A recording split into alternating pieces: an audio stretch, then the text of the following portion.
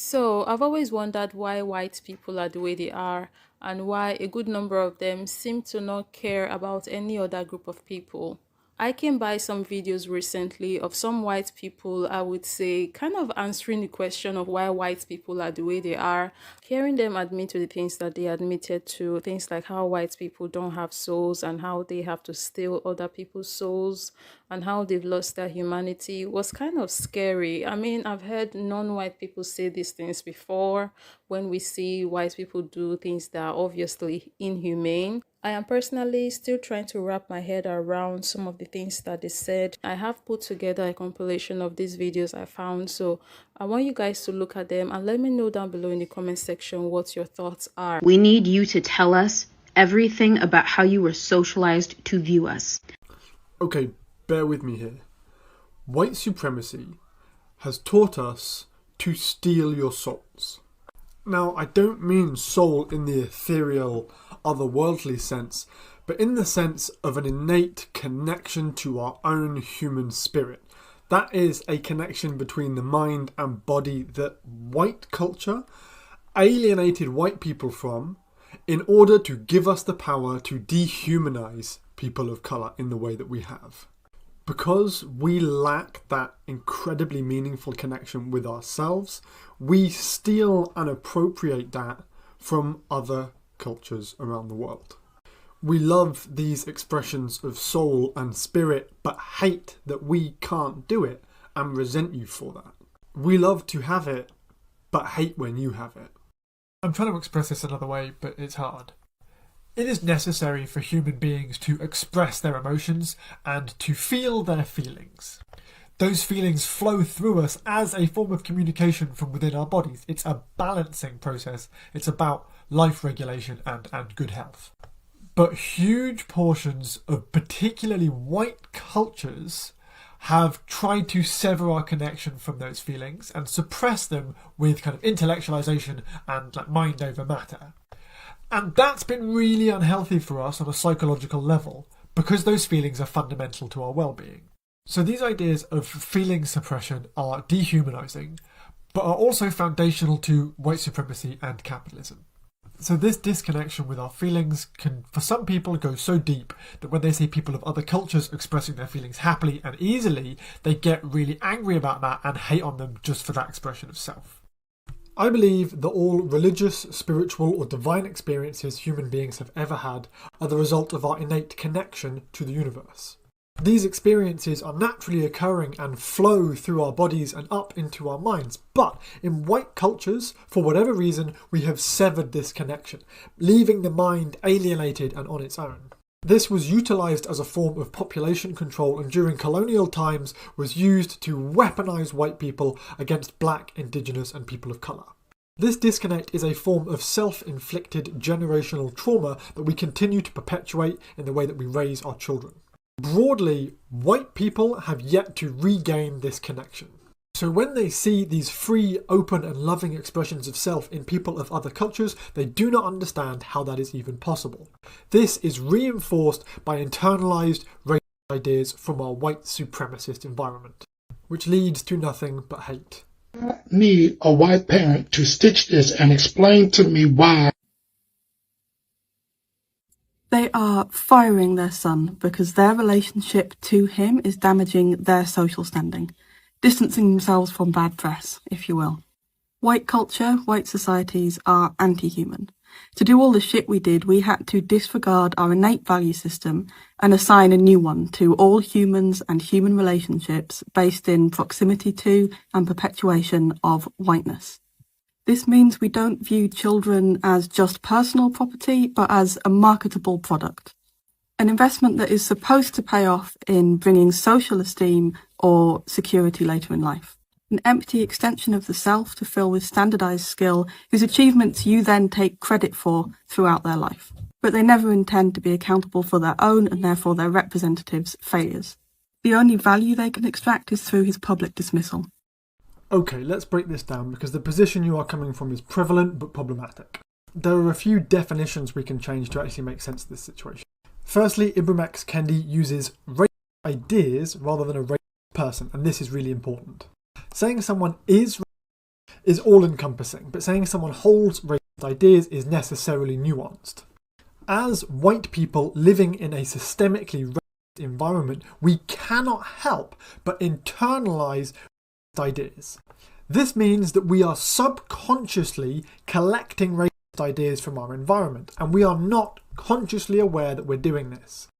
It is critical to accept that the conscious mind does not know everything about what is happening within our minds, because it is only the tip of the iceberg, and the vast majority of our thinking happens non-consciously, and this is highly vulnerable to biases that have been internalized on a non-conscious level.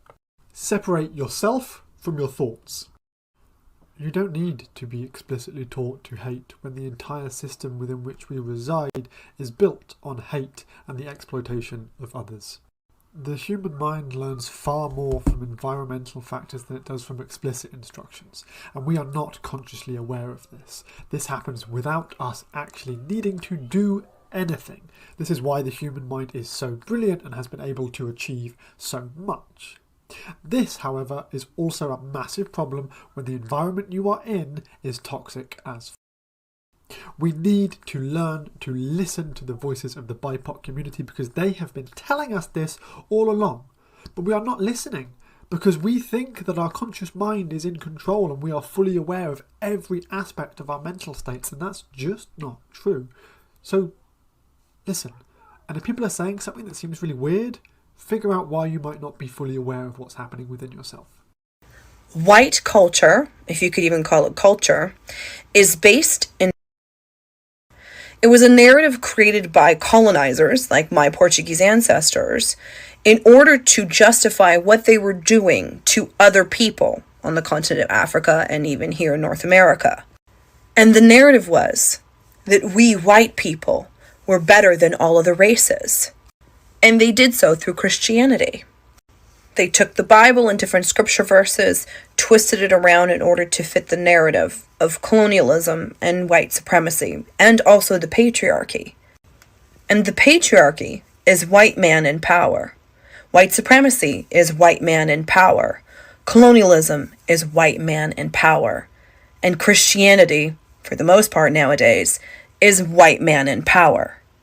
There are historical references and proof where the Catholic Church actually said to enslave an African was to save their soul. The kidnapped and enslaved Africans that were here in North America were preached different scripture verses than were actually in the Bible. And that's why they weren't allowed to read. Because if they could read, then they could see that these scripture verses were incorrect and they couldn't be controlled anymore by this white God. And white people, we didn't identify as white until colonialism. We identified as Portuguese, or Latvian, or German, or Italian, or French.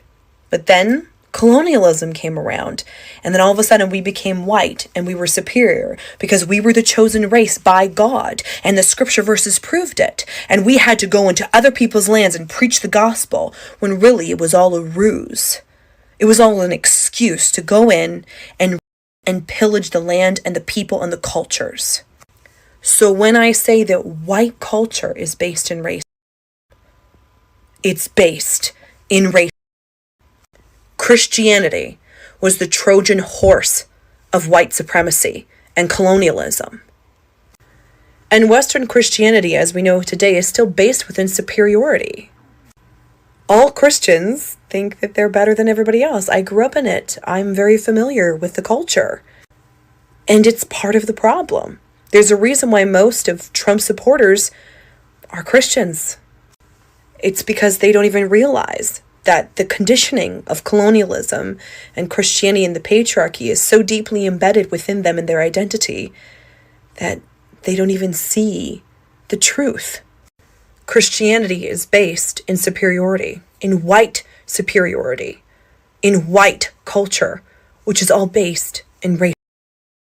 Here's the thing. As white anti-racists, we need to ditch this idea of, oh, I'm not racist, I'm above it. Assume you are. You have internalized ideas that you are unaware of, and rather than saying, oh no, I'm better than that, be ready to deal with the consequences of those racist ideas coming forth. So when a black, brown, indigenous or melanated person says to you, that was, you don't get defensive. You say, oh damn, you're probably right. I'm going to stop and fucking deal with this right now before I put more of this harm out into the world. I know why people do this. It's because they have a very set idea of what objective reality is, and they think everyone experiences that objective reality in exactly the same way. They don't seem to understand that individual experiences vary enormously and perception of reality varies enormously.